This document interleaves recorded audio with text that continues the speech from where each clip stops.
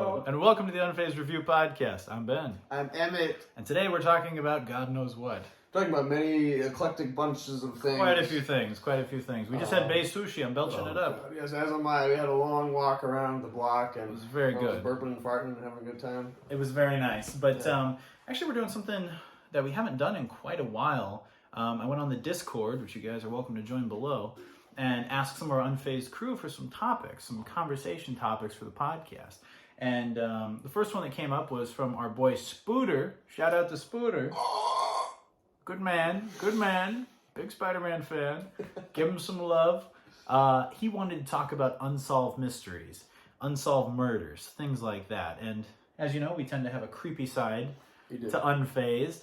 So we figured, hey, let's indulge. Let's talk about it a little bit. So kick it off, Emmett. Kick it off. We've talked about a few, I think, just naturally before. We've talked a lot about the Elisa Lam case. Oh, yeah. That's a big one. That was a freaky one. Actually went to the freaking... Really? Cecil, yeah. Wow. Oh, yeah, you did? Yeah, of course. It was disturbing. Yeah, it was super disturbing. And then I remember being really into the Black Dahlia. That was a famous one. That was a really iconic one. Yeah. It's because it was so horrific looking. Yeah. But she was like still beautiful, but it was like she was totally emaciated. Yeah, it was totally freaky, yeah. There were so many freaky ones. And even just piggybacking off his comment or his suggestion, the actual old show from the 90s, Unsolved Mysteries. Love that show. Like, what a spooky intro. Such a good show. I've always been watching that show a lot lately. Oh, really? Yeah, just binging it, I think. Yeah. So good. Highly recommend. That's something I just grew up watching. It was like that and Fact or Fiction. Beyond Belief. Like, shows like that. There were so many good ones. Yeah, those were fun. They had like these iconic intros that were just so good. And it was always hosted by someone very interesting, you know? Yeah. But was it Spooter who specifically mentioned D.B. Cooper? Yeah, he said that's one of his favorite unsolved mysteries. Well, I guess... You know, a lot of people claim that it's solved now. Same with Black Dahlia. They think they have it figured out. Same with H.H. Holmes, which we'll get into in a second. Yeah, right. But there's still that element of mystery because it's not for sure. And with Zodiac, too. Zodiac was recently confirmed to be some, like, random fat guy. Yeah. He died recently. And I think with Zodiac, it was his daughter was pretty sure that it was her dad. Right. Because she had allegedly witnessed something as a little kid of seeing like her dad like off someone in the trunk of a car. God. And she like ran and hid, and he never knew that she had seen it. And she like kept that until after he was dead and then told. That is crazy. Something like that. Yeah. Correct me if I'm wrong, but I think it was Zodiac. I thought it was so funny how underwhelmed everyone was. Like, oh, it's just a guy. But like, who did you think it was? Was it not going to be a guy? Yeah, you think it was going to be like some Willem Dafoe character that's super suave and interesting? Yeah, right. It's got to be some fat guy that's good with a knife. Yeah. You know? And the D.B. Cooper one's interesting to me because it doesn't strike me as a scary one. He just like pulled off this fucking badass parachute Indiana Jones type shit and got away with it. He was just awesome. This is cool, yeah. And you know what's interesting? I'm surprised that one's not mentioned more in movies. Like, you know, there's all these other ones that are much more popular and talked about again and again and again in terms of like heists. But D.B. Cooper is a little underrated. And the only one that really did it in a funny, unique way was Without a Paddle. Oh, yeah. They go out into the woods and they get lost. Spoiler alert. And they end up running into D.B. Cooper. Yeah, I forgot about that. Yeah. Wow, I haven't seen the movie. Wasn't D.B. Cooper Burt Reynolds? Yeah, pretty sure. Was it Burt Reynolds? It's been a while since I've seen it, but fun twist on it. But yeah, as far as D.B. Cooper goes, there's been a whole bunch of different shows on that. I remember seeing something where some kid came across all these like hundreds and hundreds of dollar bills, like over by like a creek or something like that, and they were all dirty and torn up, and he had to like turn them in, but that was actually D.B. Cooper's like money. Damn. And it was like really far away from where they thought he had landed, so that led them to believe like, hey, he probably lived. Wow. Yeah. Super That's interesting. Really cool. Thought-provoking. Yeah. Yeah, and we were just watching a video on H.H. Holmes by this guy. We'll link him below. Shout out to Adam Selzer, Selzer. A.K.A. Adam Chicago. AdamChicago.com. Check him out. But anyway, I'll link him below. You guys go drop him a subscribe and show him some love. Do. But he had this very interesting video we watched. I'll actually link that video below as well. All about H.H. Holmes, which was America's first famous serial killer. And he was this guy in Chicago who had this building on the south side of Chicago, and it was in Chicago. And in Chicago, he would kill all these people in Chicago.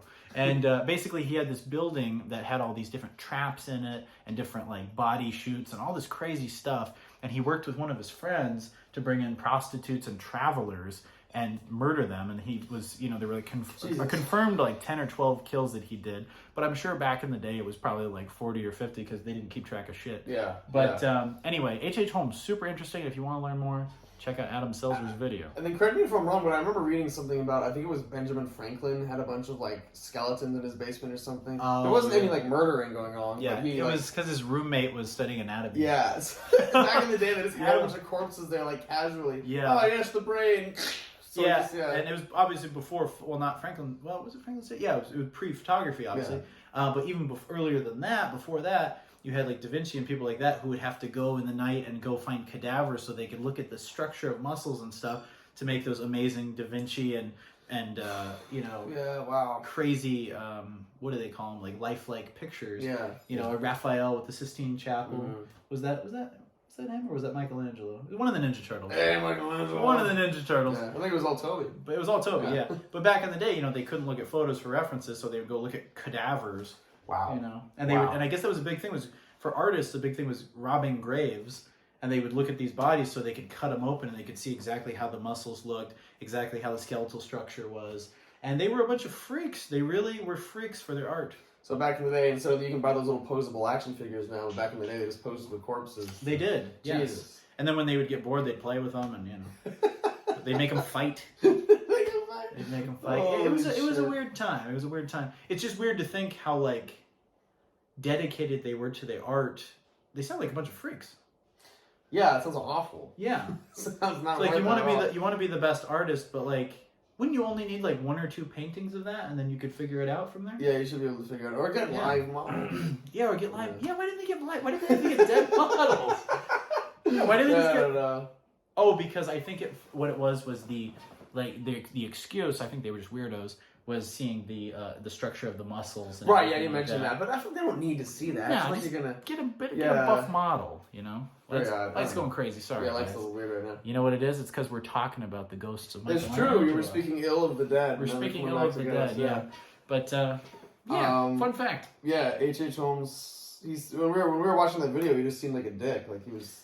Yeah, he seemed like loans and dodging them. Yeah, he was buying stuff on credit, not paying it back, selling the stuff he got on credit for cash. Yeah. And he went to court multiple times, and he just kind of seemed like a sleaze. Yeah, it just seemed like interesting because we were talking about how he has like a cool name, so that's why people probably like him a lot. And same with like Jack the Ripper. Yeah, but back in the day, he was probably just kind of a shitty guy, like a neighbor that you don't really like. Exactly. Oh man. And there was also thoughts that H.H. Holmes possibly could have been the same person as Jack the Ripper had he traveled across the pond from England to the U.S., but I think that's a little far-fetched. To think that there was only one murderer back then like that. I think there were a couple damaged guys back then. I think that Jack the Ripper is going to be... There was a really interesting theory about who Shakespeare really was, and one theory was that it was many people. I don't believe that, but for like Jack the Ripper, I believe that maybe it was many people. Totally. And if they couldn't figure it out, they were just like, oh, it was Jack the Ripper. It's almost like a pseudonym for like an unsolved case. 100%, That's the vibe I get from all that I think back then, before there was really, forensic detective work or anything like that, it was all more conjecture. Yeah, exactly. I think back then it was easy to say, it was Jack the Ripper. Yeah. It was Jack the Ripper. Yeah, exactly. We haven't had a big murderer in a while, really, have we? Thankfully, yeah. Yeah, knock on wood. There's enough killing going around and death going around in other ways, I think. Yeah.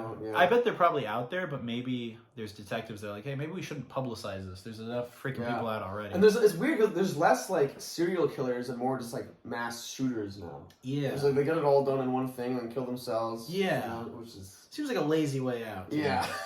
They're not putting in the effort like they really used are. to. This light is going fucking nuts. This light is crazy. What is going on with this? It's totally fine, and then we start talking about dead serial killers. The lights just start flickering. That is true. It was totally fine. Yeah. It was totally fine, and it started just going haywire. Well, if you guys have any other unsolved mysteries, murders, whatever you'd like us to check out, please let us know in the comments. Yes, and for you specifically, Spooter, shouting you out again, man. Yes. Check out H.H. Holmes, and like I said, all you guys check out Adam Chicago. Got some good videos there. Good stuff. Very informative. We'll quickly cut to a commercial break so I can switch the light out. Yeah, and hopefully we will appease the ghosts. Yes. Enjoy. I'm sorry, H.H. Holmes. I'm not worthy.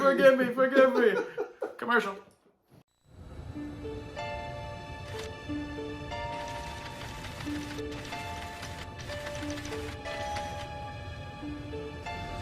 Now starting our descend into Orlando.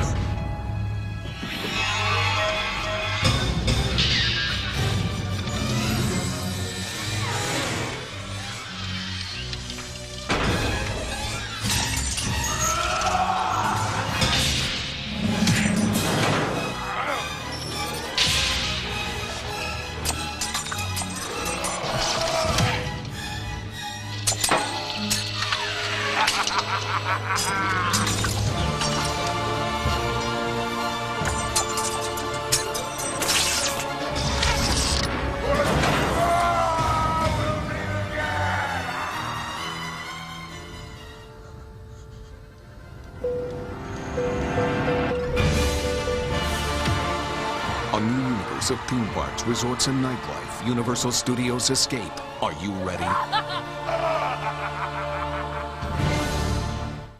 Hello. And we're back. So we figured out the lighting. We had to kill a couple ghosts up in the attic, but it's all good. The proton packet or whatever. Yeah, exactly. Is that a real one? Yeah. I wasn't crazy about the new Ghostbusters. Did you see it? Yeah. Paul Rudd's good, but even then he couldn't make it great. I'm sick of that kid from Stranger Things. You know? It's worth a watch, but spoiler alert, it's only worth it for the last 25 minutes. Rest of the film, you're kind of like, all right, it feels a little Netflixy. Yeah, okay.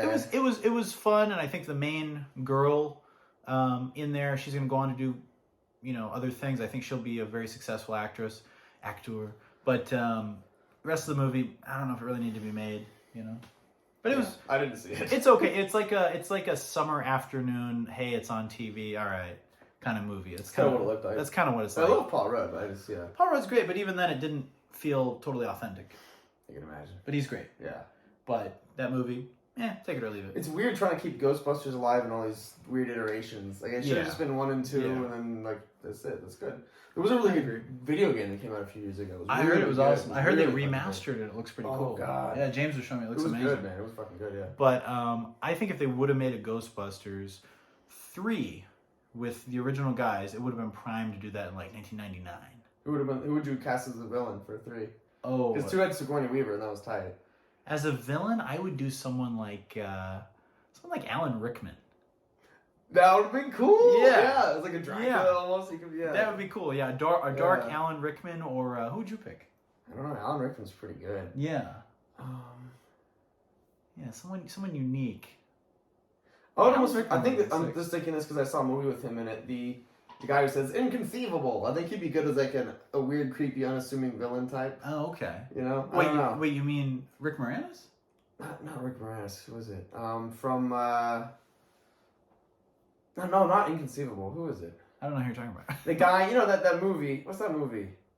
One of my classic blunders. You ever seen that movie where he? Oh fuck! I have to look it up now. What are you talking about, man?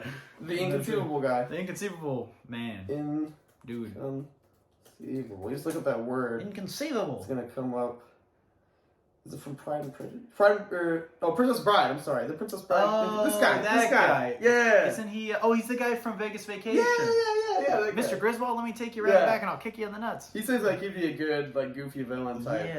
Yeah, he's Have you ever seen Princess Bride? I have. It's been a long time, but I have seen it. It's got the Zorro type guy. Yeah. Really well choreographed sword fights. Mm-hmm. That's true. Fun movie. That was I think a Rob Reiner film. Oh, if I remember right. I think it's a that guy. I think he'd be good. Dude, it's been quite a few years since I've seen it. That's one I didn't grow up with, but I watched it eventually. Okay. Yeah, same. Yeah, it's one of those. It's more of I think girls like it more. A lot of girls like that. Yeah. Something Montoya? Inigo Montoya. Yeah. Interesting. A lot of interesting movies. I wish there were Moo-Moos. I wish there were Moo-Moos. I wish there were Moo-Moos, too. I can't talk. I'm getting some we have to make a shirt now that says I wish there were Moo-Moos. I wish there were Moo-Moos. I wish there were Moo-Moos. Like thinking about cows. Yeah, I wish there were Moo-Moos.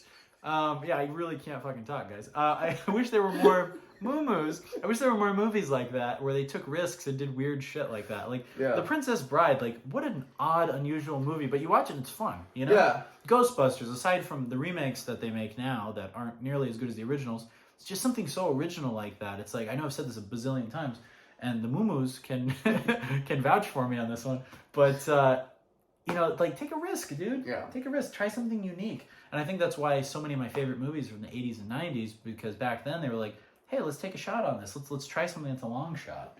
Yeah. And now it's like, what do you get? a zillion remakes, and then like really safe, formulaic shit. Remakes of the long shots. Yeah, remakes of the long shot. And Moos. And Moos. I just want more Moos.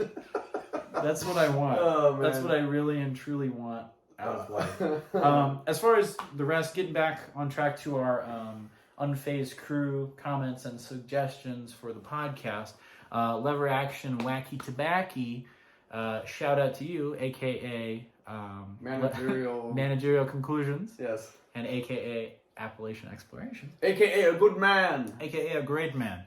He also gave us a recommendation, and it was on gun violence in New York, I believe. Yes. That's what it was.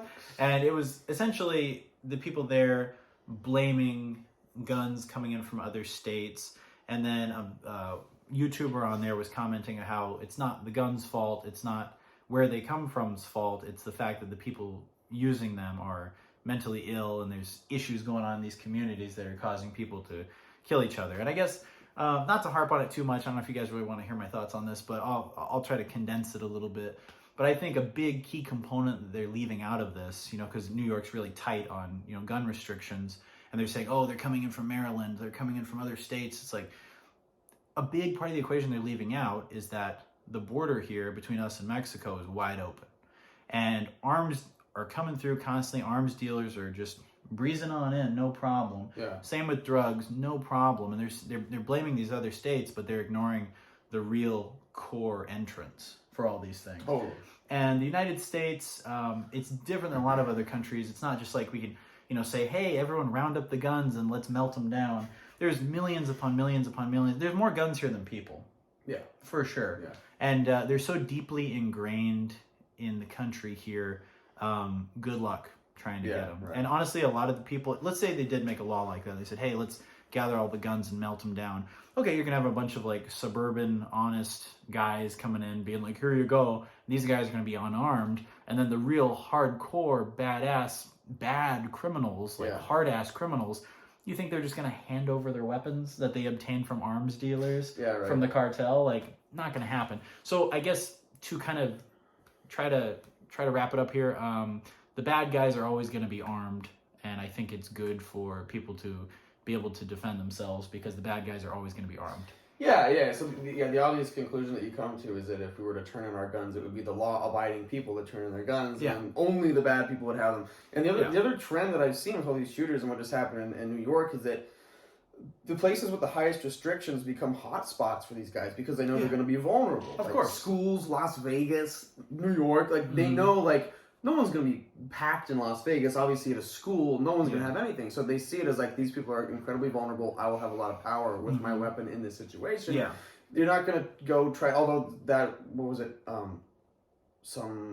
Not a church, but someplace in some religious thing in Texas. Oh, yeah, there was a synagogue. Yeah, synagogue. Yeah. And what was interesting was the rabbi there attacked the gunman with a chair, like freaking WWE status, and saved a bunch of people. Damn. The rabbi went freaking Randy Savage on his ass. And and it ended well, and the cops ended up killing the guy. The bad guy. It's great. Yeah, but in places like that, in those open carry places, you don't hear about that stuff as much because you're not going to try and shoot up a place if you think no one's going to shoot back at you. Macho Man, Rabbi Savage.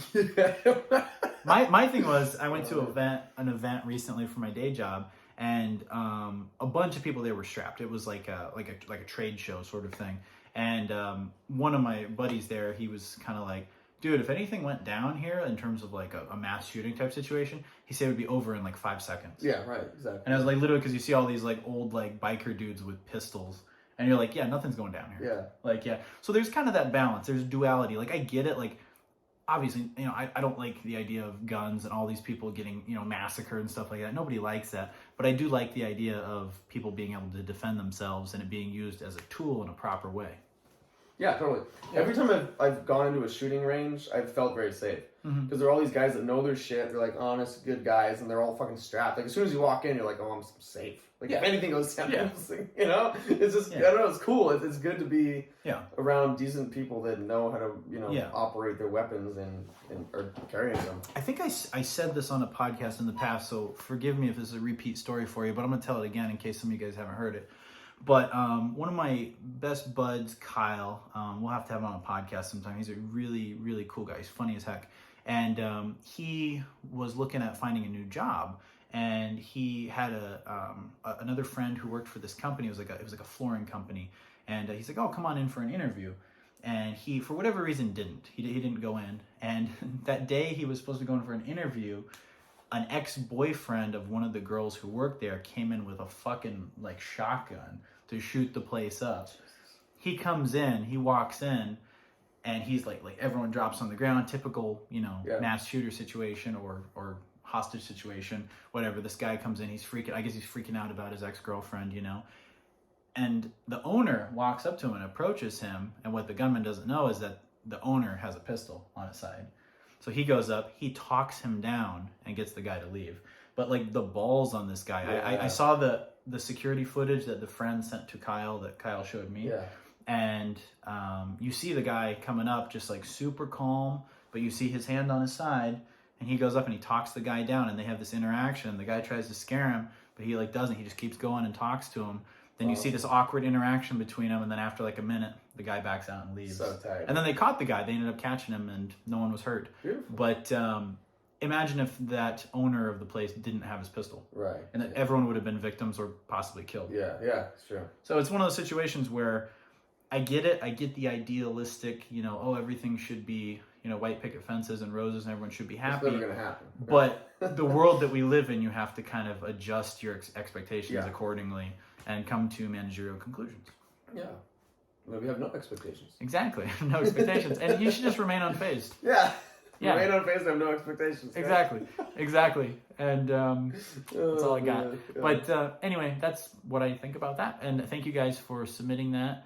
And if you guys would like to hear any other topics discussed, feel free to DM me or Emmett on the Discord. That is fun because it forces us to branch out a little bit and think about things that aren't in our usual flow of conversation. Yeah, because I was give us stuff. Yeah, I was not. Topics. I was not planning on talking about New York gun control or that synagogue shooting or DB Cooper and H.H. Holmes. So thanks for mixing it up, guys. We appreciate you. Love it. And also, what the fuck's wrong with you guys? I tell you guys, you can talk about anything. You can talk about anything, and you tell me to talk about kid in a box, like this murdered kid in a box, or that was one of the mystery suggestions. Yeah, or guns. I'm like, come on, guys. Dead kid and guns. Dead kid and guns. You guys are twisted, man. No, but in all seriousness, though, it is fun to branch out and talk about some stuff. So, kid in a box. Thank you for the suggestions, you wacky guys. Sounds like a toy you'd get in hell. Kid in a box. Kid in a box. If you don't know, I looked it up, Spooter. Thank you for. I looked it up while I was eating sushi. So and there's like images. I'm like, oh god. But basically, kid in a box. Viewer discretion advised. What it sounds like. It was like this kid in 1957 that was between the age of 4 and 6 that was like disemboweled in a box, and they found him on the side of the road. No one knows who killed him. And I really prefer not to talk about it, but it's a crazy one, Spooter. Oh, that's shit, a crazy one. Yeah, you guys are twisted, man. Speaking of dead kids, that guy who shares my name, that young black kid, Emmett Till, his whatever. You remember he got like burned alive or something? Emmett Till. No. Let me look at it. I don't know if I want to see it, man. Well, there's no pictures of it. Okay. But what was the gist of the story? He was a 14-year-old African-American who was lynched in Mississippi in 1955 after being accused of offending a white woman. Oh, okay. And there he is, this little kid. Yeah. And finally, the case was closed like a year ago. Horrible. As of just a year ago, finally they're like... Maybe... Between Emmett Till and Kid in a Box, what a sad world, man. Yeah. Kid in a Box. It's like, you think you're going to get a Happy Meal. Yeah.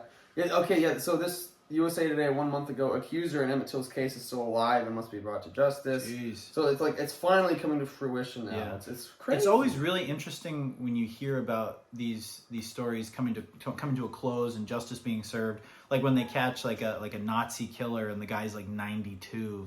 Right. And he's kind of like, and they're like, we're gonna lock him away, and I'm like, it's like too late. It's like too little, too late. You know what I mean? Like the guy's already pretty much on the way out. He doesn't know what's happening. Yeah, maybe 30 years ago. That's like that's how I felt about the whole Cosby thing. It's like, wow, he's like he doesn't know what the fuck is going on anymore. No. He looks terrifying. You know he's out. Yeah, he's out. He's out. Yeah.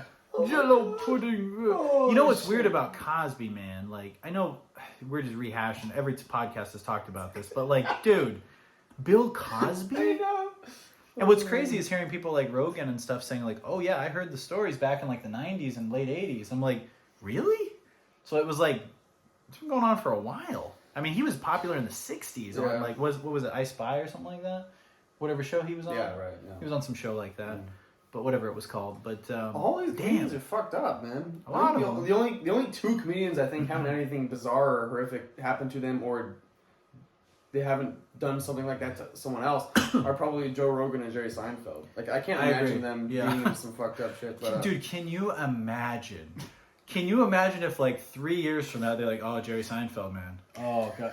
Can you imagine how horrific that would be? And if like our whole like so much of our life is built around Seinfeld. Oh, I don't even want to think about and that. then you watch the show it. is like half of my and they're like, existence. Seinfeld's had a kid in his basement for 14 years. Like, Seinfeld's had a kid in a box. oh god. No, Jerry. No, I hope not. Yeah. No, I hope not. Jerry's I so can't in the imagine. spotlight. I don't think it's possible. He's too clean, man. Yeah. He's too clean, but dude, scary. Yeah, let's hope not. But yeah, Cosby, man, because Cosby was like still touring while the accusations were like in heavy rotation. He was still like doing casinos and stuff, to the point where they had to stop shows for people like yelling rapist at him. Jesus. So like he went like hard until he couldn't tour until venues were like, hey, you can't. So weird. So it's crazy, man. But I don't know. I don't know the guy, but it seems like with that many if it was like 2 or 3 accusations, you'd be like, oh, they might be looking for money. But when it's like 20, 30 accusations, you're like, holy shit. Yeah. You know what I And mean? then Bill Burr, I don't think. Burr's too cool. Yeah. No. He's too cool. Burr's too cool. But yeah, dude, Cosby, fuck. Terrifying. Yeah. Who's the last comedian you saw? Live. Like live? Yeah. Oh, I don't fuck. Probably something with you. Hmm. I don't really see that many live Who's the comedians. last comedian I saw was Burr. I saw Burr. That is nice. That was fun. That was cool. He wasn't having the best reception from the crowd, but it was just awesome to see Bill Burr. Yeah, I remember. We should actually talk about that because you said something interesting. I don't know if we said it on our little vlogcast. We might have. I don't remember. I think it was before we started filming it. So, Okay. yeah, you had mentioned that Burr was doing his typical, his sort of famous shtick where he talks about. Were you just kind of hating on women in a way, or yeah, what? women. Yeah. The typical, But angry white women. right, type yeah. thing. But you said it almost felt played or scripted or forced in this. Yeah, respect. and like I said, Bill Burr is one of my favorite comedians ever. Like he's like in my top 5 always. Like he's up there. You know what I mean? He's up there with Norm and Jerry. Like he's in the upper echelon for sure. So nothing but mad respect for him when I say this. And also his podcast I listen to like religiously. Like he's fantastic. But when I saw him live, there were a few components of it. I don't know if it was the vibe he was getting back from the audience that felt a little contrived. Interesting. There was like a little bit of it that felt, it feels wrong saying this. Right, yeah. Because I love him so much. But there were parts of it that, I know it's an act, I know it's rehearsed, I get that. But there was an element that felt a little phoned in. Interesting. And it was weird to see. It was kind of like, almost like, you like this? Like I know, this is edgy, but it's almost like it was edgy like the first time around when you heard that. Yeah. It's almost like kind of, but I get it. Comedians recycle material, and honestly, the crowd wasn't very warm to him either, so I could see him maybe kind of checking out. Interesting. But yeah, I don't know. Honestly, it was. I'm glad I saw him, but I would have liked to have seen him kill. Yeah, he's an interesting guy because I mean he was obviously. He's been doing it forever, and he was on Conan when he was very young and stuff. Yeah. He's been making his rounds, but it feels wrong just saying that, doesn't it? Right? No, I know. He didn't blow up until there were like just a couple videos I think that went viral. He blew up in the same way that like Ben Shapiro and Jordan Peterson blew up. Yeah. There was just like 1 or 2 instances. Yeah, I feel like Burr. I mean, because if you look back, a lot of you guys know Bill Burr was on Chappelle's show. Yeah, right. We're talking like 2003. Yeah, like he'd always been around and he was good, but it wasn't. He was on like Letterman, I think, for the first time in like 2001, or something like that. Like same with Daniel Tosh. Daniel Tosh was doing stuff in like the late 90s. Yeah, it's true. You know what I mean? Like when he was very young. So he's been around, but he wasn't like front and center, huge until the last like. I would say like 2014, 2015. Yeah. He like really took off. Yeah. Just strange, and that's one thing I've noticed in a lot of his Materior. Materior Moos. Materior Moos. That's our new band name. Yeah, Materior Moos. Materior Moos. A lot of his favorited material was just a few, it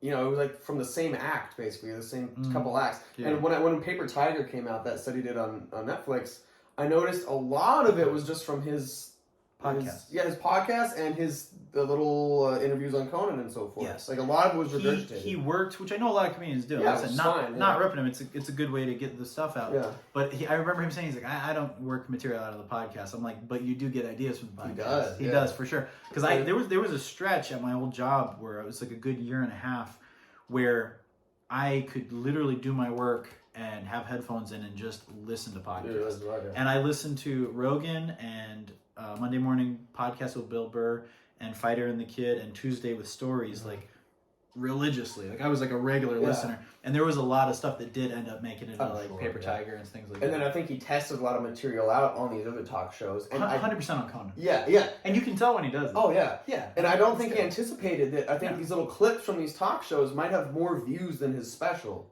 Oh, like, because they're sure. all those Bill Burr Conan things have like millions of views. I love, same with Norm. Like, Yeah. we can kick those on and it's just like, you go down the rabbit hole. Yeah. And like, you can just kick back and watch that for like 2 hours. And honestly, that's like, especially for Norm and Burr, that's like my favorite version of them is when they're on talk shows. Yes. That's like prime, you know? There's something about...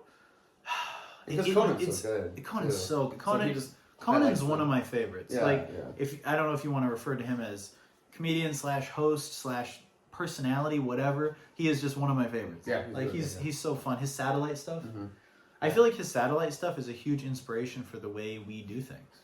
For sure, yeah. Like for our vlogs, like all our vlogs, especially our Sedona vlog, I 100% based that off all of his remotes. Totally, And the whole like the Let's Plays on the Fabros are based off of his Clueless Gamer thing. Like I tried to everything's based on Conan. Conan's so good. Yeah. If I had to pick top influences for our channel, I would say a mixture of Conan O'Brien, I would say Joe Rogan for the podcast. Bits of Bill Burr, definitely. Maybe for our sketch comedy, we got a little bit of like 90s like Dana Carvey SNL thrown in there, and then I guess just our own batter in the cake, you know. But good shit. But props to those guys. But I guess kind of getting back to the Burr thing, like I'm glad I saw him, but I would have preferred seeing him do a Monday morning podcast in a smaller venue, chilling on a couch riffing like that. Yeah. As opposed to doing the stand-up in the giant venue. But still love him, still respect him like crazy, but, it wasn't the ideal show. Yeah, and then what's weird is that, like, you haven't heard a ton of really explosive and viral content from him since. Like, he had this huge wave, and that was it, which is fine. Yeah. And it got him a lot of good shit, more power to him, but it's just, it's weird how it was so, like, finite. It comes in waves. Yeah. It comes in waves with any of those guys. Sure, yeah. And there's people who are able to kind of keep reinventing, but still doing the same thing, like Bert Kreischer. Yeah. I feel like he's been able to kind of present himself in different ways, and he's like one of the hardest working comedians. Like he's all over the place. He's got multiple podcasts. He's got multiple shows. He's like always like working on like stuff for Netflix. Like that's cool. He's a workhorse. He has that Mickey Mantle gene. Shout out to Bert Kreischer. Bert Kreischer, everybody, check him out. He has a very funny YouTube channel. He if you go on there, he has a bus driver for his tours who like used to work with like Jennifer Lopez and people like that. And like normally you wouldn't think of the bus driver being more than just the bus driver, but he has like invited him on podcasts, and he has him in his videos and stuff. Wow. And this like bus driver of his has now become like this like personality, celebrity, and I'm like, I love that kind of stuff. That's great, yeah. I love that. When the ensemble works together well, like Jordan Schlansky with Conan. Exactly. Yeah, like that and Sona. Yeah, Sona. Like that kind of stuff. It's like people that like, I feel like less generous comedians or hosts with bigger egos wouldn't even consider giving time to. Right. But you've got these genuine guys like Conan and like Craig Ferguson and freaking Norm with Adam Egget. Right. Yeah. And fill in the blank guys like that are like, no. You're Bert Kreischer especially like, no. You're coming on. Yeah. Let's talk. And I respect the hell out of that. It makes us stronger. Yeah. Totally. We were just talking earlier about how Billy Preston and Eric Clapton recorded on a lot of the Beatles. So it's a similar thing. Yeah. Like the Beatles are already great, but when you get all these other guys in on it and they work together, it's like... like you don't think about like Clapton being an integral part of the hits on the White Album. Yeah, right. But he was. And Billy Preston being a big part on Let It Be. Yeah. And Clapton played on Let It Be also. That's so cool. Yeah, it's like those guys... Yeah, pretty badass. But it's not like something that shouldn't be noted. Those are fucking big guys. Icons, It's so weird. Icons. It's almost like people treat it like it's irrelevant. You don't hear anything about it ever. Yeah, very rarely. It's bizarre. Yeah. Because I know the Beatles were all big fans of those guys. Like Clapton and Harrison were like best buds. Yeah, wow. Yeah. That's strange you don't hear more about that. Interesting. Well, I'm glad all those guys were super successful in their own right. Another orchestrator, I forget his name, and they're produced, like, they had all these fucking genius guys. George Martin, I think, was like the fifth Beatle. Yeah. I know they say Billy Preston, yeah, obviously Preston contributed a lot in Let It Be, especially on the organ, but like George Martin, dude, like after 66 when the Beatles stopped touring and they went into the studio, and after they were past the Brian Epstein days, their manager Brian Epstein died, Right. and they were all kind of lost, and then they went into totally doing studio work. I think the reason why those albums were so good was because of the production of George Martin. Yeah, sure. He like literally took it, like listen to some of the demos of stuff, and you're like, oh, it's almost there. Then you listen to a final version that George Martin like mastered, and you're like, holy fuck. Yeah, worlds of difference. Yeah, I mean, I think George Martin made like Sgt. Pepper, A Magical Mystery Tour, and Revolver, and all those albums what they were. You know. Totally. Yeah. Yeah. Interesting. Yeah, people never. Although I think that they're beginning to. I know people, as much as I don't like Billie Eilish, whatever you say her name, her brother did Phineas. all the Phineas Ferb did all the mixing and mastering stuff for all of her shit, and I'm beginning to notice people are attributing what they like about her music to him more and more, which they should. Kind of cool. I think, which was kind of nice. I don't like any of it anyway, but I'm just glad that aspect of things is getting more attention. Yeah. So many people think it's like irrelevant, and especially now, where vocals especially are so micro perfected. Like everything has to be just so, and that's all post shit that Phineas did. So people are starting to see all the things that go into play there to make the sort of icon that is the musician sound and look good. Yeah.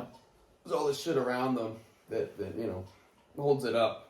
Yeah. Then you've got Wolfgang Van Halen. Yeah. Who did his debut solo album. He did everything on it. I think there was only one track that had a guest guitarist on it. Oh, it's so cool. He did everything else. He did vocals. He did guitar, drums, bass, like everything. Like everything on there. I'm like, that dude, and when he tours, obviously he has a band because he can't play everything. But like that dude, like accolades. That's like so cool. Amazing. McCartney did that too on a couple albums. He did that on Chaos and Creation in the Backyard. Paul did everything on it. So cool. Like that's where you look and you're like, holy shit. And that's one of my favorite McCartney albums. He did it like probably like 2005, somewhere around there. Chaos and Creation in the Backyard, like one of McCartney's best. And it was one that he did, it was like fully him. So cool, man. Like so good. Like check it out if you haven't heard it. Yeah, McCartney, he's one of those guys where you can tell it's so genuine because he just keeps doing it because he likes it. Yeah, he loves it. Yeah. I don't think he's ever going to stop until he's going to be a guy that I think dies on tour in a hotel. I hope so. But I hope it's like when he's like 100. Yeah. Or I want McCartney to keep going forever. Speaking of guys that die on tour, you were supposed to see Bob Saget. That was the next comedian you were going to see live. Yeah, I was planning on seeing Bob Saget. My buddy Matt really wanted to go. Obviously extended the invitation to the boys, as the date got closer. But I got a text from Matt, and he was like, hey man, Bob Saget. I'm like, yeah, March 13th. And he's like, not anymore. I was like, what do you mean? At first I thought, oh, COVID probably. Right. And then I looked, I was like, holy shit. Yeah. When you first texted me that, I don't know if you ever watched Tourette's Guy, that internet guy. No. He was this guy. It was all fake. It was so funny. It was like this old fat dad who would just like yell curses. And one of the expletives, his made up expletives, was Bob Saget. Oh shit. He would always just yell that. Damn. And so you sent me Bob Saget, and I thought I just for some reason, I just heard it in the Tourette's Guy voice. And I was like, I think I like laughed it back to you. Exactly. And I was like, Bob Saget. Damn. And then later I was like, oh shit, my bad. I like didn't know he died. I don't know what it is, but it seems like especially this last like year or two. Seems like so many celebrities are dying. Yeah. Before, I don't remember being like 18 and it being like constant celebrities dying. Now I feel like it's like, I get texts like constantly like, oh shit. Louis Anderson, Bob Saget, Norm Macdonald, Betty White. I'm like, oh fuck. Like it's just like a bunch. Yeah. And I feel like before it was like, obviously people always die, but it seems like quite a few iconic ones are going very rapidly. Yeah. Which sucks. That's true. It's weird. But I guess that's part of getting older too. Yeah. But, I don't know. Bummer. And the deaths always do come in waves like that. It's weird. They really do. They really do come in waves. And I feel like almost before it was always they'd say death would come in threes, and that originated with Buddy Holly, Richie Valens, and the Big Bopper. The day the music died. Yeah. So I said it always comes in threes. That was kind of the thing. But now it seems like it comes in like 5s and 6s. You're like, oh shit, that's too much. Yeah, really. You're right. Yeah, you're like, oh, Meatloaf, Louis Anderson. Yeah. R.I.P. Louis Anderson. R.I.P. Yeah. Anyway, guys, we're going to take one more quick commercial break. Enjoy. We'll be back. Who's got the firepower to face crime every time? No question, it's Batman, forever. The terrifying Two-Face strikes Gotham City, but Street Fighter Robin rips in, and the mighty flight of attack wing Batman puts the fiendish face in his place. And in the sizzling Batmobile, Batman lights it up on a drive for justice, making Two-Face pay twice the price. Heads, justice wins. Tails, evil loses. No question, it's Batman forever. Figures and vehicles each sold separately, batteries not included.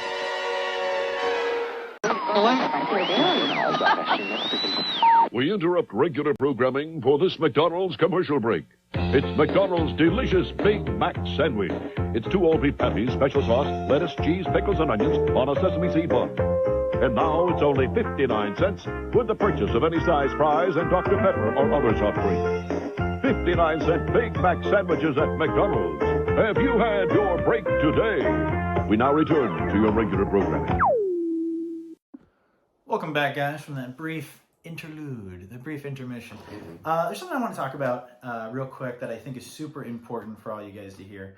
And I know Emmett agrees already. I'm proud of this man. Thank you. Say it. Thank you. So I went out to a work event this past week for my day job.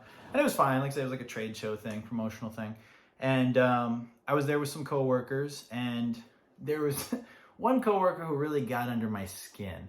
I'm not going to call him by name, but let's call him JJ Dumbassy. Anyway, but he's one of those guys that, we don't work doing the same job, right?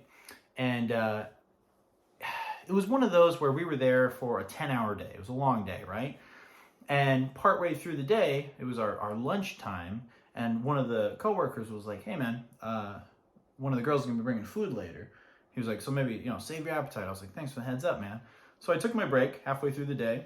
Didn't eat lunch, just kind of cooled off because it was really hot out. We're out in the middle of the desert, and it was hard work. It was like a lot of labor, and so I took a break, obviously, as everyone should. And I came back, and one of the guys there was like, man, anytime I take a break, he was like, what are you doing? And I'm like, why is this guy giving me attitude, Anyway, later on in the day, after it had been a solid 8 hours, we're talking like end of the day, girl comes in with food for us, and I'm like, oh, thank you so much, awesome. So I'm eating, and this guy's like, Ben, second lunch? And I'm like, excuse me? Jeez. He's like, didn't you take a lunch earlier? I'm like, yeah, I didn't eat. I'm like, 8-hour day, I think I'm allowed to take 25 minutes to chill on a hot day in the sun in the desert. This physical labor you were doing wasn't your normal thing. They asked you to do this. Not my normal job. This was a special thing for the event. We were at like an outreach event, and it was like a trade show, and I was assembling and unboxing things and like doing work that I normally don't do. I'm like normally just dealing with customers, working on a computer in an air-conditioned building, And this guy's just like, you need to keep up, man. I'm like, dude, like I'm not a warehouse guy. Like, what are you doing? Anyway, he was being a prick. He was getting under my skin.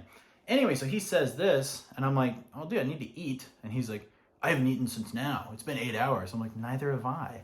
He's like, well, I didn't take a break. And I'm like, congratulations, dude. I'm like, I'm going to eat. Finally, I told him, I'm like, hey, man, look, like, if you don't think I'm pulling my weight, just say so. And he's like, I don't think you're pulling your weight. I'm like, well, dude, look, first of all, back off. Like, back off. I'm doing a job that's not even what I got hired to do. I'm just helping out in this capacity temporarily. And second of all, I really was busting my ass. Was he watching me the entire time? And second of all, he wasn't doing the same thing that I was doing. And third, I'm like, dude, what are you trying to prove by saying, oh, I didn't take a lunch break? Go fuck yourself. Like, my thing is, it's like, are you married to the company? Do you think sweating your ass off an extra 25 minutes is going to make an inch of difference? Like, dude, and I was working very hard. And it's like, was this guy like watching me the entire time like a weirdo? I was working very hard. And I got offended. And I told him, I was like, hey man, you got to back off. Like, you don't know what's going on with me. You don't know anything. Like, there's a lot more to the story than your narrow little perspective. And I had a confrontation with him. And there was a little bit more of the argument that I won't get into. But, I was getting angry just listening to it. I fucking hate this guy. But it was one of those where I was like, hey, bud, like, you got to back off. Yeah. And it was one of those. And if I see him again, if he wants to talk about it, gladly we'll talk about it. But it pissed me off. And like I said, there was, other little digs throughout the day. And it just got under my skin. But I guess what I wanted to relay to you guys was, just to tell you, if someone does that, if someone starts pushing you, even if they are in like a managerial position at work, confront them. You got to confront them. You got to talk to them because if someone thinks they can walk all over you like that, they're going to keep doing it. Oh, yeah. So it's good to be like, hey man, you got to back off. You got to stop. You got to tell them that. And a lot of times people will have your back. Coworkers and stuff like that. And it pissed me off just talking about it. So I lost a lot of respect for that guy. Yeah, I have a little thing to add to that. Something that happened to me recently as well. Nothing like that. Yeah. But I mean, the whole idea of, I remember when I got my first job at Harkins Theaters. I remember how grateful I was. I was like, thank you for this opportunity. Like I'm so over all that. I'm so fucking over it. We've all been there. Yeah. Like at this point, like they should be grateful to have me. You know, and I'm so done. Totally. Yeah. And I think a lot of people are feeling that. Yeah. This week at my school, they were doing state testing. And I was filling the bubble. Yeah, exactly. And I was supposed to be a proctor for it, which means I sat in there and monitored Proctor and Gamble. Yeah, exactly. Yeah. And I was supposed to take this test that made me like legally qualified in order to proctor for it. And they sent me like one email about it last week, like, hey, take this test. And I missed the email because I get so many emails a day. I didn't see it. Yeah. And they sent me a second email like Friday at like 4 p.m. Like, hey, you forgot to take the test. But I wasn't checking my email. Like it was the weekend. I get off at 4. What do they call it? Like not Stanford 9 or something like that. What is that? I forget what it is now. Staff. Yeah, something with staff. I don't know. It's so stupid. Staff infection. Yeah. But anyway, the like assistant. I was like, even it was the easiest thing in the world. Like there's like one screen and you can see that like all the students were doing it on their computers. They all had their own little school computers, laptops, and they were just like doing the test. And I could see that they were like active or whatever. Like it was brain dead, easy thing to do. Yeah. But this is hard. Yeah. But the assistant principal came in like fuming, and she's one of these women like you can't imagine her doing anything else. Like she is an assistant principal. Does she have a whistle? Yeah, I think she actually does. And she came in and she like went up right up to my face and she was like, "You cannot monitor these kids because you did not take the test. You need to leave now." And I like literally, I was just like, okay. Like I got up. But now you hate her. I mean, I don't really care. I mean, I never really liked her because like she's had that vibe the whole time. And I'm just like immediately over her.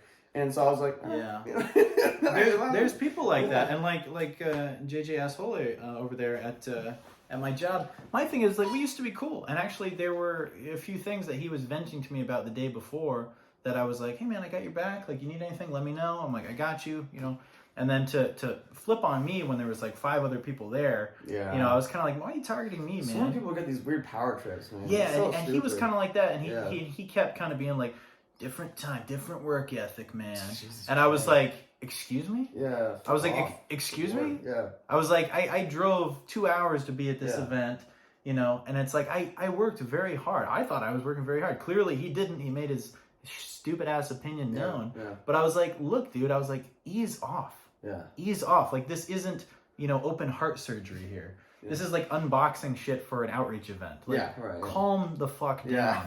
I think we can all chill after 8 hours of working and have a goddamn taco and then continue working. I don't think anyone's going to keel over and die.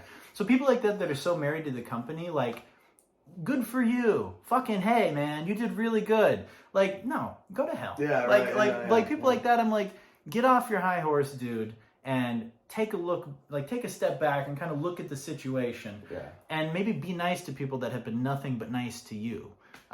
People who hold so much importance over jobs like this have always been like deranged to me. I don't get it. Yeah. Like, what the fuck is wrong with you? and like my thing is like if you guys are like that at work, stop. Yeah. Now I get it. It's one thing if it's your company and it's like you and a few people and you're like really trying to be a startup and doing something, like that's a whole different factor.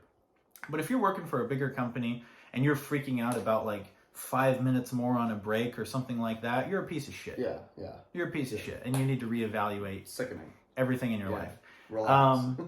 Relax. My thing is, like, do I hate the guy? No. Am I disappointed in him? Yeah. Anyway, and it's one of those things where I'll never forget that. Yeah. And I think if someone's pushing you around like that in a capacity like that at work, don't be afraid to tell them, hey man, back the fuck off. Yeah. So that's my lesson to you, and also that lady at work. Sometimes it is good to just brush it off and be like, they're an idiot. Yeah, like I don't feel any. I felt guilty about so many things. I feel like I have a tendency to, especially early in the workforce, I think we all have a tendency to be like, oh, I messed up. Yeah. Now that's like completely gone. I really am just like, Yeah. all right, whatever, keep going. Yeah. Yeah. Be loyal when you need to be loyal, Yeah. but don't be insane about it and focus Yeah. on little tiny things like that. Yeah. It's ridiculous, and I think it takes years off your life. Yeah. Like, do your work, but don't like exhaust yourself over it. Yeah. get the job done, Yeah. but if you need a break, take a break. Yeah. And if someone else is cracking the whip on you, who really doesn't have the authority to be cracking the whip on you, tell them to go shove it. Yeah. Yeah, that's what I think. 100%. 110%. And that's all I have to say about that. Good. Yeah, no, I agree. Felt good to We're all vent. right, guys. Yeah. Good to vent.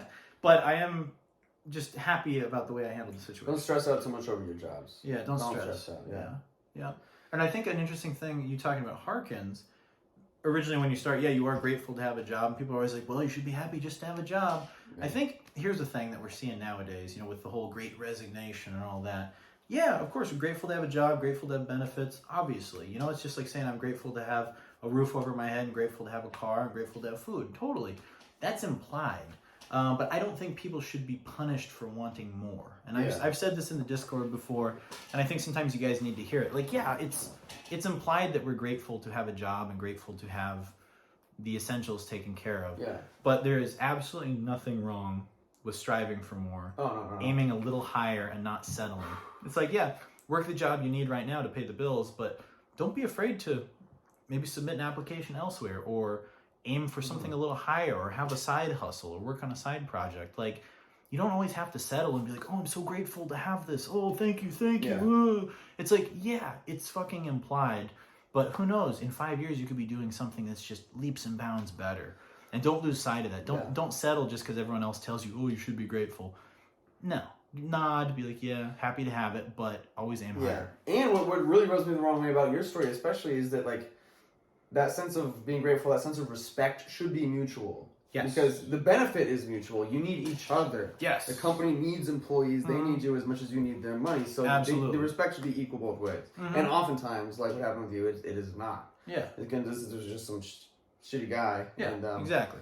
Yeah, people forget. But my thing is, it's like I look on how I've treated him through our whole work history, always been more than respectful, always nice, everything like that.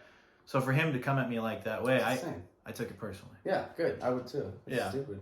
Yeah, so, don't be afraid to push back a little bit if you guys need to. Yeah. All right, let's get into this. Stick to your guns. Stick to your dreams.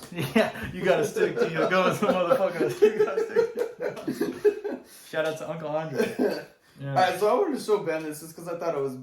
Well, I want to get his take on it, and then we'll talk about what I think of it. Sure. Do you know what an ARG is? ARG.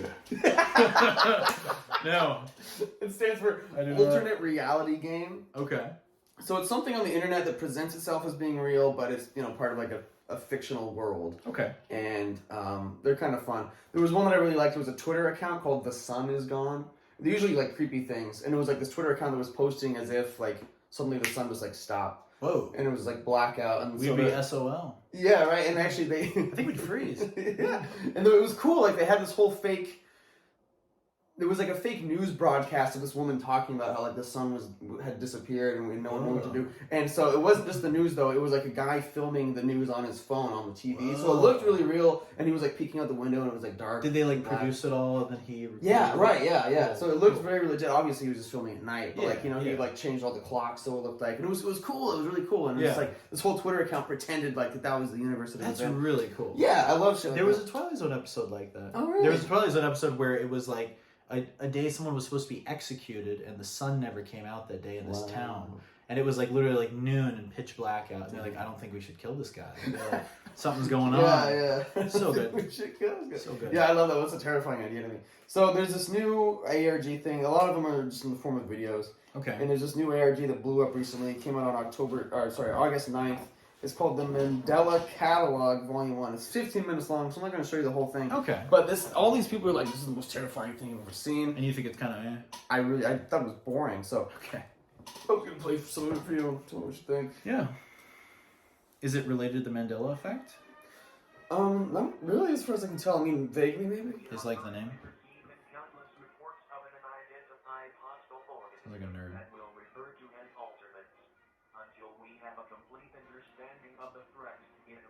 It's about doppelgangers. Okay.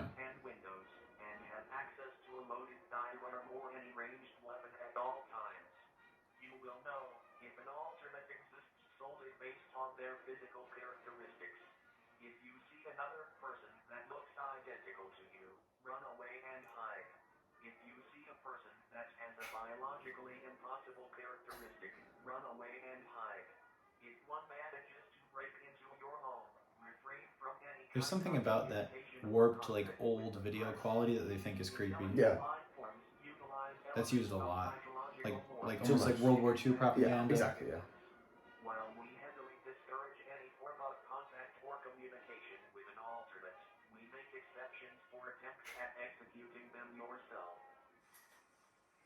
Sounds like it'd be a fun game. Yeah, right.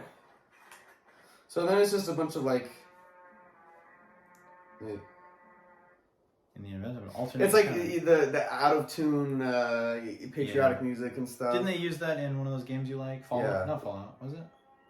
Yeah, Fallout uses Fallout? that, yeah. And then these pictures aren't even scary to me. It's just like some dudes. So this isn't even a game or anything. It's just. No, it's just this is it. It's just a video. Those guys don't look identical at all. Yeah. Those So, I mean, this was really radically different. Yeah. People. So anyway, everyone thinks it's like the scariest thing ever. Now there's a video from a different ARG called Contingency that I think this ripped off. I think this is a rip off of this other video called Contingency that genuinely freaks me out. Now this is the same kind of thing, but I think it pulls it off. Tell me what you think about this one. I will show you the whole thing because it's only 3 minutes. Sure. This like scares. This is honestly like one of the scariest things I've ever seen in my life. Oh, you're not joking? No, I'm not joking. Yeah, like this Okay. freaks me out. I don't know why. So, All right. It's only 17 seconds? It's 3 minutes, but this is an ad for shoes. Okay. I see these slippers. I'm like, okay. Tell me more. Scary. Oh, man. Scary stuff. These slippers are freaky, man. Oh, man. All right. And bear in mind, like I saw this. I didn't know what it was. I saw it like at night alone, but Okay. even so, like That fuck. can add. Yeah, Yeah. it pulls it off. I think. And we can add this in the video for you guys. Shouldn't be any copyright on here, right? No. So again, it's like an old news thing. Always. With the sad trumpet. Sad trumpet equals creepy. Yeah. Oh, I think I remember this. Did I show this to you? I think, yeah, but let me refresh my memory. It scares the shit out of me. I don't know why. Keep it going.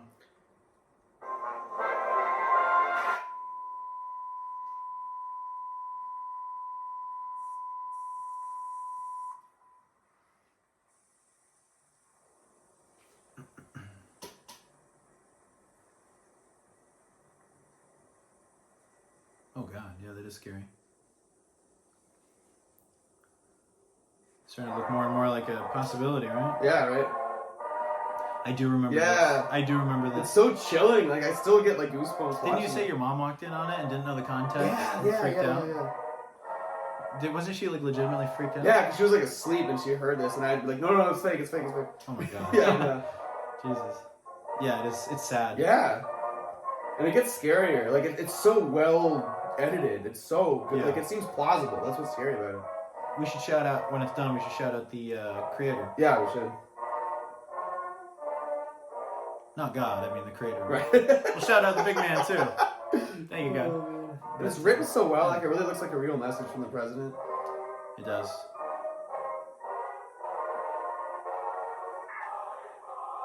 Yeah, it's spooky. Yeah. You take America with you. That's sad. It's so scary, dude. Yeah.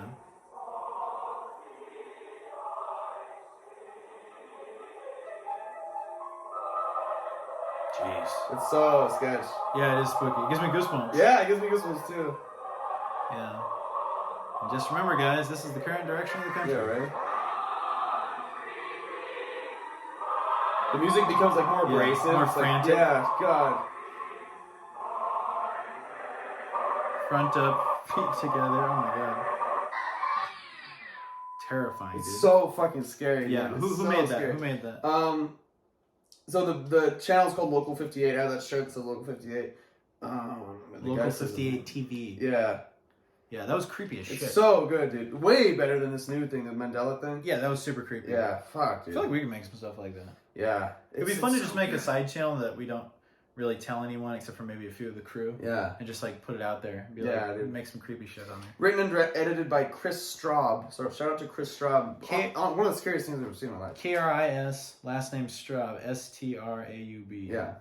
Video royalty free stock footage. Yeah. Anyway, but yeah. Yeah. Local 58 TV. So good. Dude, that was hardcore. Just because it's like it feels legit. Yeah. You know, it's so intense. Yeah. Yeah, that was wild, dude. Yeah. The Man. Mandela thing's got nothing on that. Damn. Yeah. But the actual Mandela effect, though, fascinating. Yeah, that is cool. So Yeah, fascinating. Yeah. It was actually Berenstain Bears. Oh, yeah. That one. Mr. Monopoly did not have a monocle.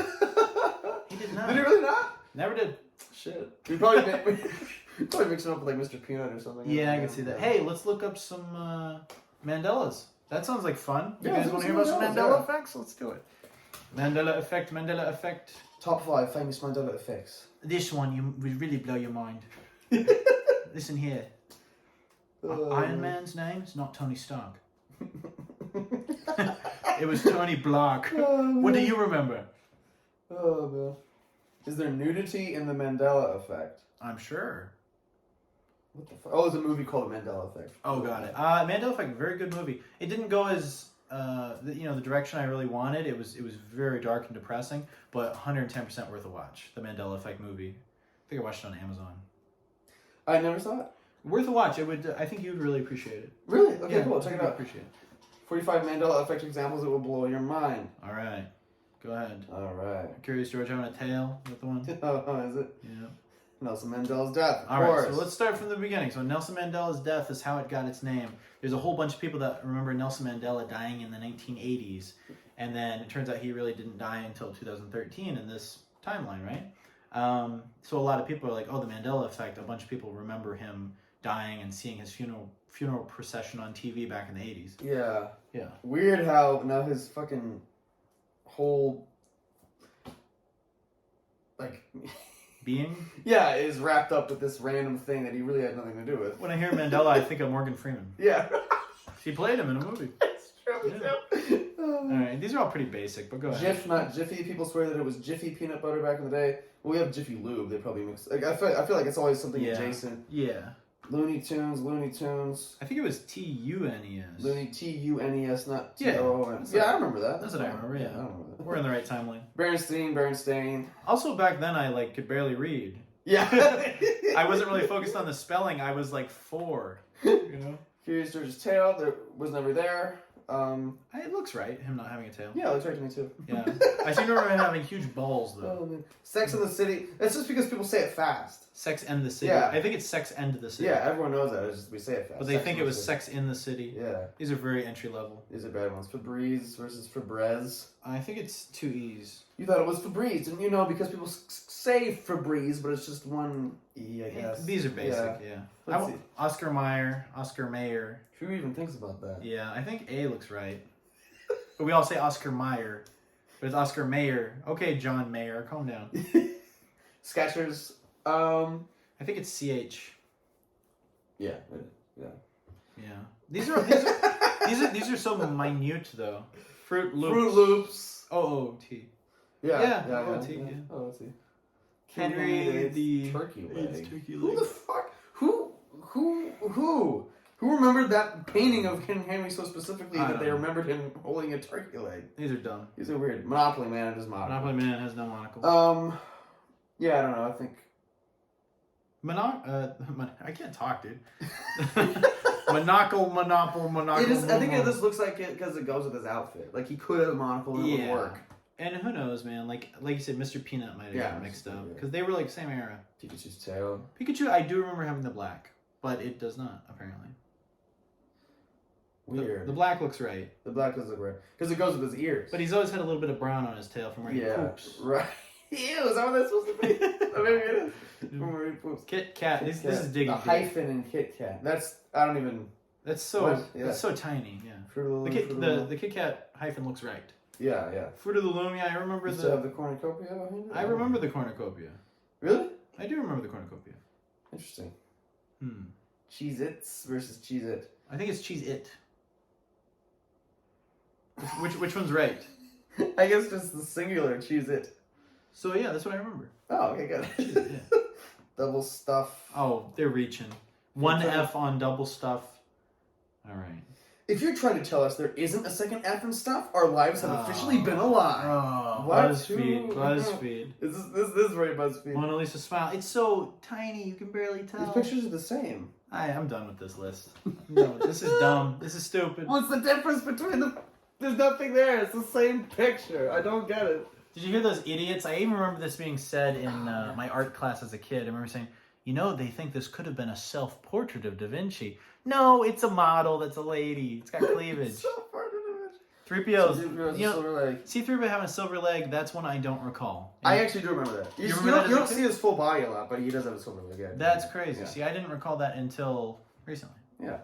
I don't think he always did. There's some, because he gets refixed a lot. So I think, in the beginning, he had a silver leg because he was kind of fucked up. But, I think, later on during the, when they get their medals and stuff. Yeah, that looks right. Yeah.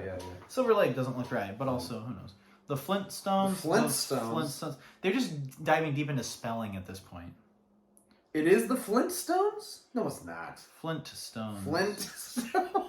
Flintstones. Meet the Flintstones. I think it is Flintstones. Holy shit. Everyone says Flintstones. But you say Flintstones. But it's Flint. It's just one of those colloquial things. Flintstones, yeah. But they're going into real specific. All right, I think this is the last one. I'm done. Chartreuse, the color. Done. It's actually a shade of green. We thought it was pink, but it's green. All right. Life is like a box of chocolates is not what Forrest Gump said. If you listen closely, he says life was like a box of chocolates. That's weird. Another weird one, speaking of Tom Hanks, here's an oddly specific one. They never say, Houston, we have a problem in Apollo 13. Really? They say, Houston, we've had a problem. But I'm like, you could mishear it. Right, yeah. They still say something along those lines. Yeah. Luke, I am your father, that's another one. He never says, he says, no, I am your right, father. yeah. But Luke, I am your father, I could see that. They condense it. And also back in the day, remember, people weren't rewatching these clips online. Back in 1980 when that came out, Empire Strikes Back, people only saw it in theaters, and then a few people that were wealthy enough to have it on video, and then it didn't become a repetitive thing until much later on. Yeah, they weren't obsessive and shitty. So you could very easily see a show like SNL or something like that saying, "Oh, Luke, I am your father," and then that getting into the public consciousness because they weren't able to just pull it up on YouTube back in 1981 or whenever. Mm-hmm. But you're right. Yeah, that makes sense to me. So I do think there's some validity to some of Mandela effect, but some of it's just people reaching, Yeah. Yeah. It's and it makes sense. I mean, there's lots of studies about how our memory is very inaccurate and actually not very good. It's a little scary. We kind of fill in the blanks a lot for ourselves. So it makes sense that we fill in similar blanks. What was that one in Seinfeld? She was wearing an orange top. Oh, no. Tropic of Cancer. No, Tropic of Capricorn. Yeah. That's a perfect example of Seinfeld. Benzene, the licorice gum? Mandela effect. Yeah. Seinfeld was doing Mandela effect before. Way back. Way back. Seinfeld's always on the up and up. Tropic of Cancer. Tropic of Capricorn. So good. So good. Holy shit. Do you remember a book you had to read in school that was this is bullshit? I mean, I know there's most of them. Me? Yeah. The Scarlet Letter. I hated that. I did not like Othello. Also Les Mis. Les Mis, I remember we had to get this giant book of Les Mis, and I was like, I'm not reading this shit. Yeah. And Tess of the D'Urbervilles. Did you ever read that? No. That fucking thing. It was a lot like the Scarlet Letter. My favorite book I ever read in school was The Outsiders. Yeah, that was a good one. I read that twice. Yeah. 7th and 8th grade because I changed schools. And it was so the next school I went to in 8th grade was also going to read The Outsiders. That's awesome. I was like, I remember we did that with Animal Farm too. Yeah, those were basic. Romeo and Juliet, of course. Yeah, that was okay. Shakespeare's a little overrated. I remember, I don't know if maybe we've talked about this before in the podcast, the year I read the most books in school was when I was actually a TA for an English class. Makes sense. And so, I always hated the stress of having to read the chapter, whatever. But I was just sitting there, and there were a bunch of books, it was one of those things that had the little metal basket under the desk. Remember those? Bassoon! Yeah, exactly. It was one of those little, desks that was all, the same. Yeah. The desk was attached to the chair, and then under the chair was this little basket of books. And I started reading the books that were in there, and sure enough, it was To Kill a Mockingbird and Old Man and the Sea. So, 2 great books. I heard Old Man and the Sea was great. Never read it. Yeah, really good. To Kill a Mockingbird, not a fan. Really? It wasn't incredible, but I enjoyed it. I think it was a piece of shit. Really? No, I haven't read it since I was 12. I remember being 12 and not finishing it and being this is lame.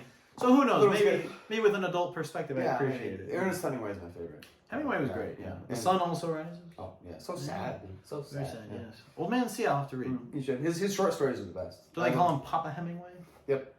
Very interesting. He loved his cats. He did love his cats. He had lots of cats. Yeah. He blew his brains out. He did. He did. He Yeah. had too many cats. Yeah, too many cats. I think what happened was he had too many cats. He got the sniffles. Yeah. And then he sneezed and he pulled the trigger while he was cleaning his gun. Boom. That's what happened to Hemingway. There's speculation on that Hemingway was cleaning his gun and it went off, but I think he offed I himself. think he killed himself. He seems like the type. It was always real sad. Yeah. Yeah. Yeah. But Hemingway, what a badass. Hemingway, I feel like I think of often. I'm like, hey, what an interesting guy. He's a good presence to have around. I'm glad he was there. I wish he would have lived longer. Yeah. Yeah. I feel like he and, what's his name? Gonzo. Hunter S. Thompson kind of had a similar demise. Gonzo. Because Hunter S. Thompson, he offed himself. Yeah, right, yeah. Too. But I saw a video on Hemingway's house. And it was like this grand, beautiful thing with vines all over. And there's still cats all around the property. Beautiful, So you can go visit it, and there's like the offspring of like his babies. The spirit of Hemingway is still there. Hemingway's Be his cool. babies. He has a good vibe. Yeah, he's very good. He had a good vibe. And he lives on through his One of work. the most masculine people ever, I think. Yeah, he was a beast. Him and Teddy Roosevelt. Yeah, true.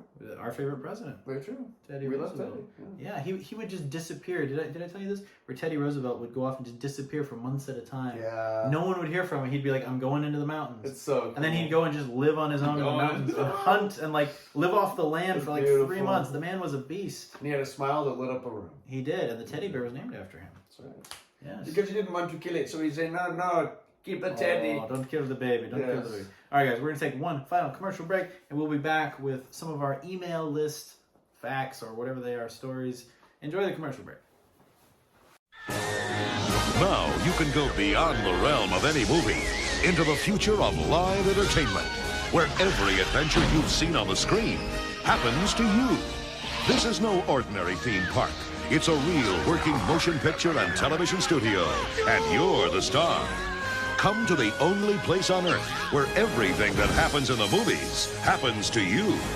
The only place where you can join Doc Brown on a rocket ride into a new dimension of thrills and excitement as you go back to the future.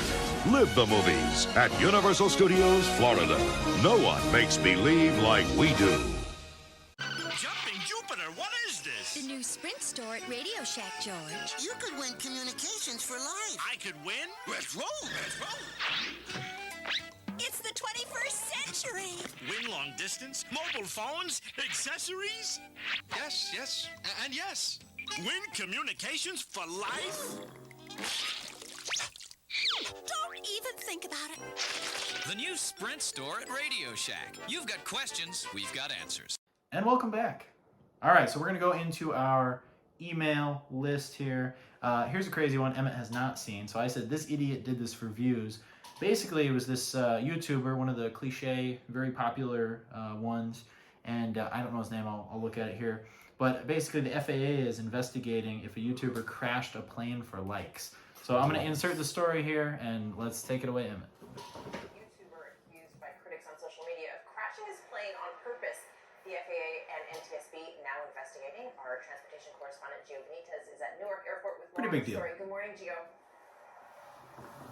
Hey, Cecilia, good morning to you. He is known as a bit of a daredevil and prankster, getting millions... I'm gonna pause it real quick. Why do they always put these news anchors out in the cold? I know. Like, it's like, couldn't he easily just have like a window or a green screen behind him? Poor guy. They're always like out there freezing or almost getting hit by cars. Like, is that necessary for the story? Sorry, continue. Who's on YouTube. But this morning, that question, was a plane crash an accident or a stunt? Stunt. It was a heart-stopping video. Not really. Watch as YouTuber Jacob's kinda lame. plane stalls. His engine Oh, what am I gonna do? Whoa! With 4 cameras on every angle. California, and it cannot be restarted. Whoa! Jacob pointing the nose of the plane down and jumping out, wearing a parachute. Whoa! That's why I always fly with a parachute. The video Always was seen fly by with a over a parachute. million people, but now this Whoa! morning, the FAA Actually, not that many and views NTSB for crashing a plane. Very Jimmy. Jacob, who is also a former Olympic snowboarder, intentionally Oh, crashed yeah. that plane. Oh, 110%. Look at his face! Jimmy! This man did this on purpose. Whoa! Other videos This is why I always fly with a parachute. with multiple exterior capturing its descent. Jacob with a Looked like the propeller was still going. Trevor Jacob telling ABC News overnight that he declines to comment on the investigation. That's like a huge find. What if there was a fucking hiker out there? You know? What if it created a fire? They are simply investigating, but if they see any sign of wrongdoing, this case could be set. Well, here's my thing. And Diane, I would really like to go home. You've got cameras on every fucking possible part of the plane.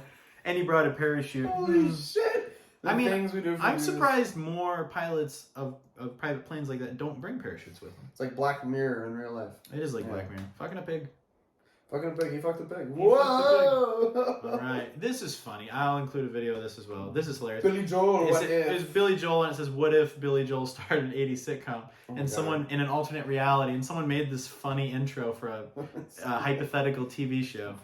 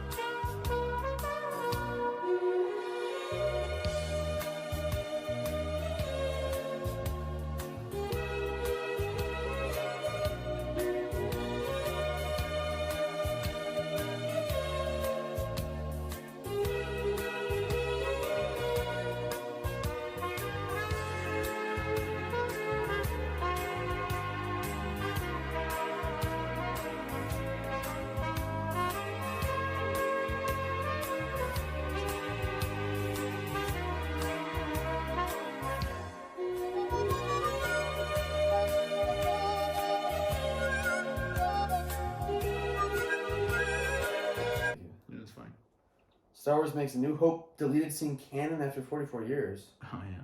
Is this real? Yeah. Oh, Boba Fett thing. Yeah. After 44 years, a deleted scene from the first Star Wars film has officially been made canon. Step forward, Cammy and Fixer. Luke's... Oh, yeah, I like this scene, actually. Mm-hmm. They were just so 70s. They were very 70s. Yeah, I think that's why they... Didn't one of the guys have like a 70s stash? Yeah, and the chick was very 70s. Yeah, even Biggs Darklighter, who was a great character, very 70s. Love Biggs, yeah, but he's... Biggs was very 70s. I bet that guy was so pissed he got cut out. Yeah. I mean, he's in there very briefly for the right, he was good, though. For the final scenes, yeah. Biggs. Uncle Owen was about as unimpressed as viewers about the Tashi Station power converters line, knowing full well Luke was actually trying to find an excuse to spend time with him. You can fuck around with your friends later, Luke. Now, thanks to the Disney Plus pseudo-sequel, this original motivation is made clear. Okay, we talked about this last time. Yeah. I don't even know. You don't need to know. Okay, George Lucas actually shot a scene at the Tashi Station in which Luke did indeed go there and met a couple of his 70s pals. Yeah. Two standouts were Cammy Marstrap, Koo Stark, and Lazzie Lonesner, Anthony Forrest, better known as Fixer. Fixer! He's a fixer. They call him Fixer. They used to tease Luke mercilessly, although that didn't stop him hanging around them. The scene was cut from the finished film. I remember watching it years ago, although Cammy and Fixer were explored a little in old expanded universe. It kind of fucked with the pacing a little bit. It did. Yeah. I love how Cammy and Fixer were... I don't want to see Luke's personal life. Yeah. He did bounce back way too quick from Aunt Veru and Uncle Owen's death. He was kind of happy. They died so quick. He's like, and then he's like, let's go on an adventure. Yeah. Although Cammy and Fixer were explored in the extended universe, that was rendered non-canon by Disney when they acquired Lucas. Who the fuck? I don't care. I immediately get pissed thinking about all this canon shit. Exactly. They acquired Lucasfilm in 2012. Deleted scenes aren't generally considered canon, and so Cammy and Fixer round up. So the fate of Cammy and Fixer. What a treacherous. It's so funny. It's too much. It's so funny. All that has changed, however, in Book of Boba Fett Episode 2, which featured a flashback in which Boba Fett visits Tashi Station and takes down a swoop gang who were menacing a couple of patrons. They're indeed credited as being Cammy and Fixer, now played by Mandy Kowalski and Skylar Bible. It seems Luke Skywalker's childhood friends are officially canon once again. Well, I can rest soundly knowing that Cammy and Fixer are back in action. Lame as fuck. That's so funny, dude. It's very lame. Yeah. Really. I love how on the side they insert Tom Cruise and Oprah jumping on the couch.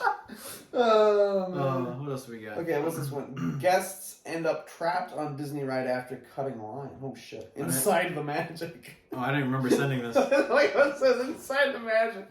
Oh, Deep man. inside Mickey. Guests end up getting trapped on Disney ride after cutting the line. Well, seriously, right. Let's see.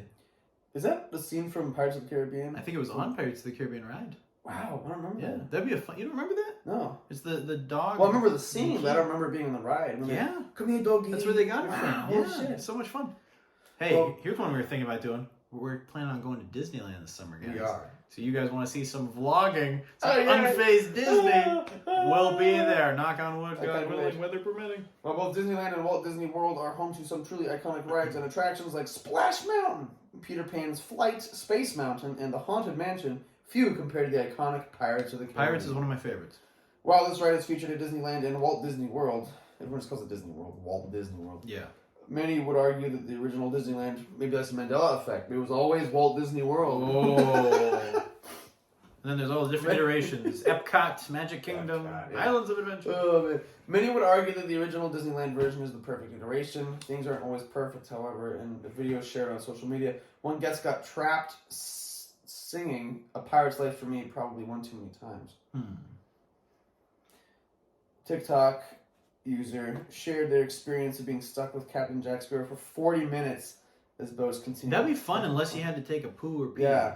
I got stuck on Haunted Mansion. Did you? And it was actually just kind of shitty because it was in a sort of a connecting area, so there was just like a couple pictures. Nothing cool to look at? No, and then you could you saw like dusty it was. How long were you stuck? Like 10, 15 minutes. Oh, wow. We got stuck actually on Jurassic World, me and James and his girlfriend when we went, and it was right before the very big drop at the end, and there was this giant freaking T-Rex above us, and it stuck, and we're like, and it was one of those where I was scared to record it because I was like, okay, if I do, immediately we're gonna drop. Yeah, right, yeah. So I was like, we were stuck there for probably a good, I want to say like 4 or 5 minutes, but it was like right before the big drop in like darkness, and then and it was really cold. That's so funny. And I did. I'll see if I can find on my phone the. I took a snap of it. I'll see if Holy shit. If I can find the snap of it, I'll include it here. And we're waiting. And we're waiting. And we're waiting. It was actually kind of cool because it was just short enough to be cool. Yeah. If it would have been a few minutes longer, it would have been like annoying. But it was. That's hilarious. Interesting. It was interesting. Very interesting. Oh no. Did we wrap up our list? Is that all we got? Yeah, it's all the recent stuff. Oh my god. Dude, that's hilarious. I love the T-Rex just hanging. Yeah, the T-Rex. If I can find that video, I'll insert it. If not, I'll insert funny pictures. But anyway, guys, so as always, we have a Patreon. We have a Discord. If you guys feel like supporting this content and getting more of this content, join us on Patreon. Become a patron. Help your boys make more content more often. Yeah. Of course, if you're new here, like and subscribe. All the obligatory YouTube Thank you for joining. And remember, we will be having a podcast every week now, so don't hesitate to send us subjects and things to talk about for the podcast. Yes, absolutely. You can reach us on Discord, or heck, if you just want to throw a comment down there, feel free. But anyway, guys, remain unfazed, and thank you for watching. Love you, Susan. Goodbye. Moo moo.